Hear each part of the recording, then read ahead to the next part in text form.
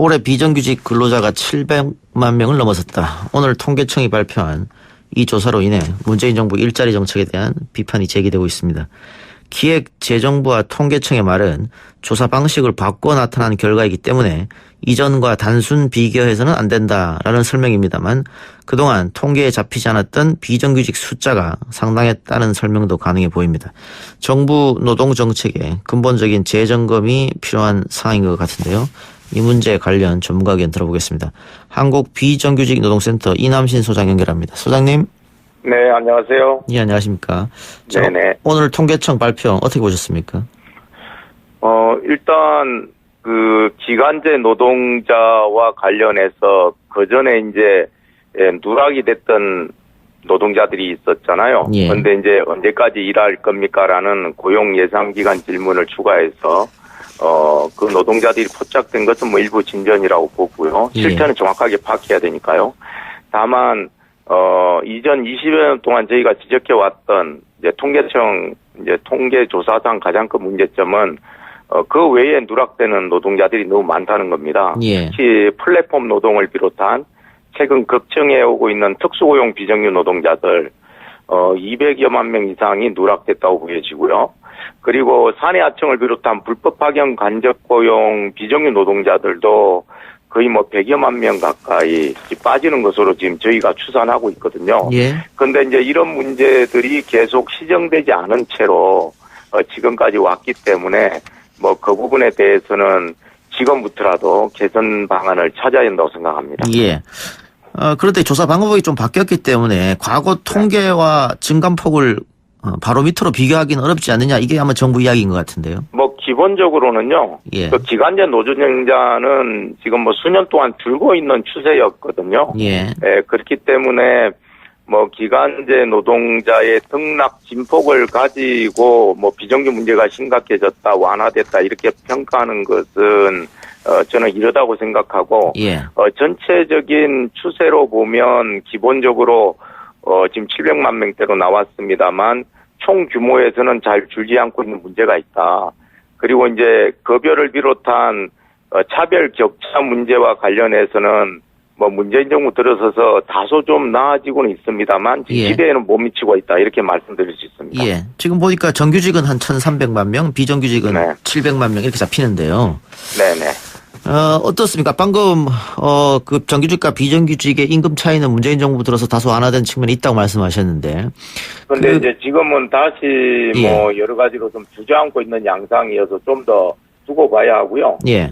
사실은 그거를 뭐 전년도 대비로만 얘기하는 것은 크게 의미는 없습니다. 최소한 5년에서 10년의 추이를 봐야 되는데 그 전 정부 기간 동안에 워낙 악화되어 오는 흐름이 있었기 때문에 그걸 일거에 반전하기는 어렵지 않겠어요. 예. 다만 공공부문은 중앙정부나 지방정부가 굉장히 애를 많이 쓴 건 사실이에요. 정규직과도 진전이고. 예. 그래서 좋아진 게 분명한데 문제는 민간 부분입니다. 예. 민간 부분에서는 여전히 비정규 문제가 대단히 심각한 양상으로 지금 악화되어 왔기 때문에 이제 이 부분에 대한 통계 조사도 좀 보완이 돼야 된다고 생각합니다. 예.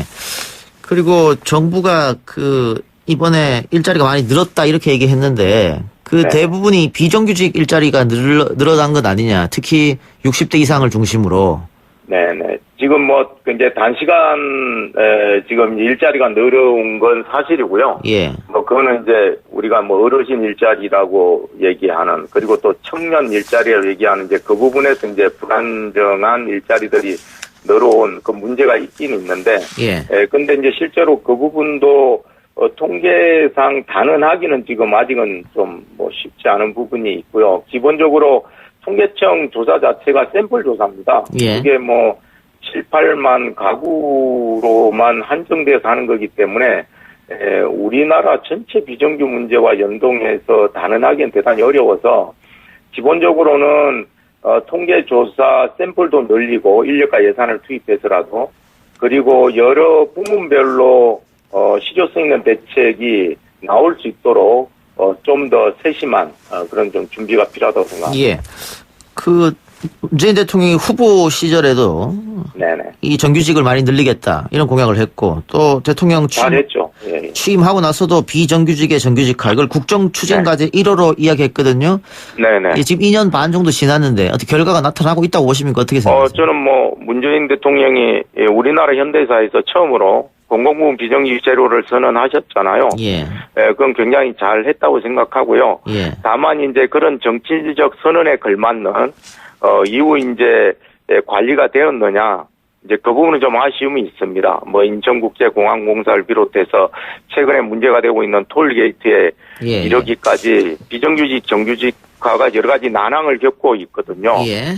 물론 뭐 대통령만의 문제는 아니고 지금 노동정책 관련한 컨트롤타워 전체가 지금 흔들리고 있는 그런 문제도 있고, 그리고 노동조합들도 사실은 정규직화 관련해서는 또 책임들이 있잖아요. 예, 예. 그래서 여러 가지 이제 쌍방과실이 있긴 합니다만, 기본적으로 대통령이 의지를 가지고 국정과제 1호로까지 부각시킨 정규직화가 진전되지 못한 부분과 관련해서는 저는 대통령부터 초심을 좀 회복해야 한다고 생각합니다. 예, 이건 어떻습니까? 비정규직을 정규직화로 돌리는데 네. 기존의 정규직들이 반대해서 그 노동자들끼리 갈등이 일어나는 경우도 있단 말이죠. 안타깝죠. 예. 지금 제가 이제 학교 비정규직과 인천국제공항공사 그 정규직화 심의위원회 때 제가 다 들어갔었거든요. 예. 물론 일부 성과도 있었습니다만 기본적으로 정규직으로 일어나는 노동자들이 정규직화를 반대하면서 여러 가지로 어려움을 겪었습니다. 저는 그 부분과 관련해서는 특히 양대 노총의 산별 노조나 정규직 노조들이 전향적인 역할을 할 수 있도록 반성도 하고 내부 혁신도 해야 한다고 생각합니다. 예. 예, 그리고 어쨌든 정규직과 비정규직의 임금 차이는 여전히 높고 앞으로 이게 네. 과연 좋아질 것인가 그런 회의감도 드는 것도 사실이거든요. 더 벌어지진 않을까. 저는 뭐 규모만큼이나 그 차별이 해소되지 않고 지금까지 유지되어 오고 있는 게 더 심각하다고 생각합니다. 예.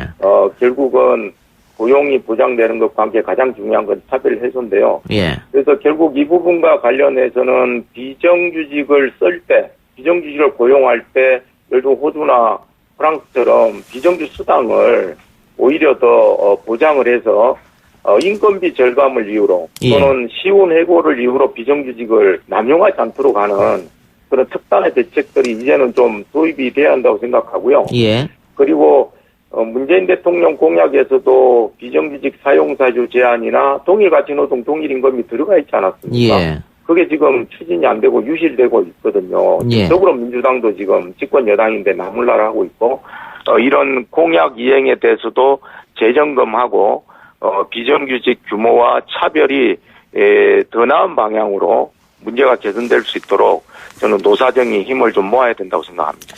예. 또 일각에서는 최저임금 인상, 주 52시간 근로제 도입이 네. 20대의 비정규직 비중을 높였다 이런 지적도 있던데 거기는 동의하십니까? 그거는 동의하기 어렵고요. 예. 그거는 너무 쟁점이 복잡합니다. 예. 그건 아주 구체적인 세부 그 통계나 실태 조사가 있은 연후에 얘기를 해야 하고요.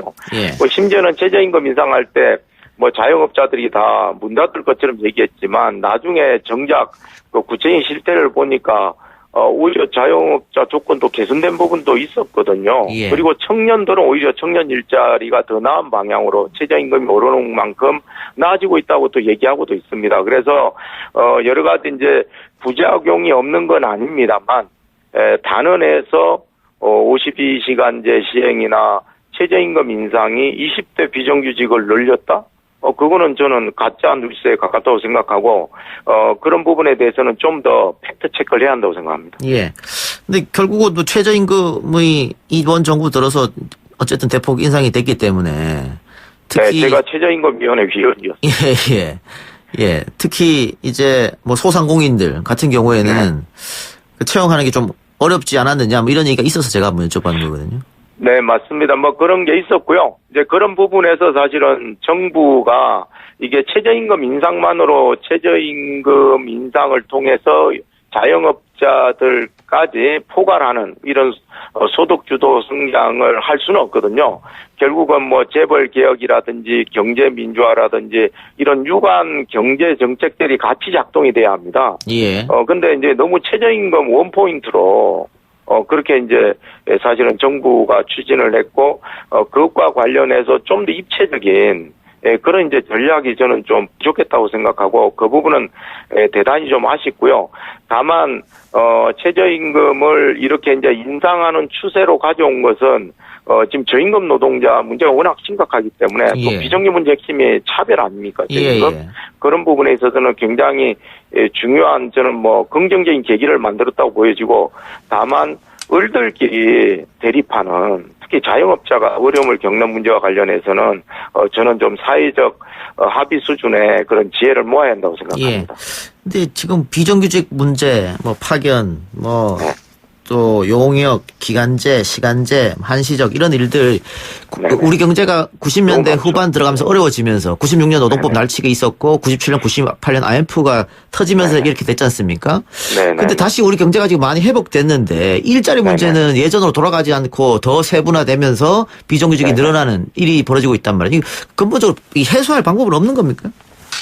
참 어려운 문제죠. 워낙 지금 양극화가 예. 지금 빠르게 진전되어 온 상황이기 때문에 쉽지는 않습니다만 일단 먼저 지적하고 싶은 것은 이 차별 문제가 해소될 수 있도록 노사정이 다 힘써야 된다는 건 분명하게 말씀드릴 수 있을 것 같고요. 예. 그리고 특히 제가 하나 강조드리고 싶은 것은 기본적으로 합법적으로 임금 협상을 할 수 있는 유일한 조직은 노조밖에 없지 않습니까? 예.